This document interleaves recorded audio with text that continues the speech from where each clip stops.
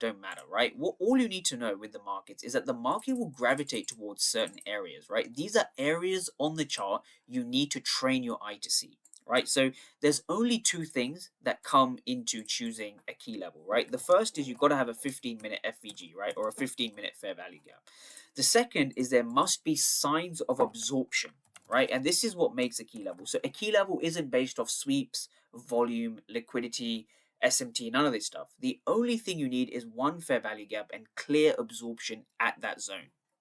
So breaking this down again even further, we're going to be going into today's or the 10th of February, we're going to go into this trade's thesis, right? So again, what we had here is this was a 15-minute range break, right? 15-minute opening range break, or whatever you want to call it, right? 15-minute range break. So let's kind of break down what was going on.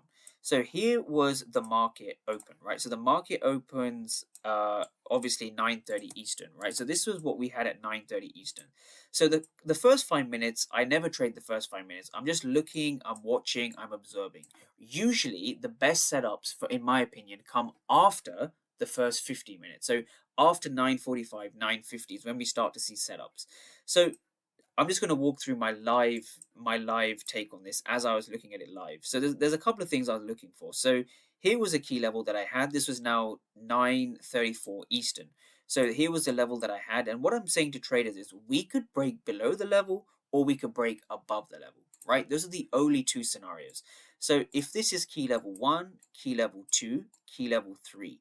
Now the power of having key levels, and this is why I'm stressing about them so much, your opening range breakouts will not work unless you have valid key levels, right? So you need to spend time understanding which fair value gap to trade from and where the absorption is happening. And I'm going to go over absorption in a little bit of detail in this video. So from here, once we have our levels and key level 2 was our main area of interest, we can either take a break from 2 to 1 or we can take a break from 2 to 3. And so knowing what's going on inside of here with the opening range breakout is how I form my trades. Now, the basic formula or the basic parameter to understand here is you need to have a key level. This is very important.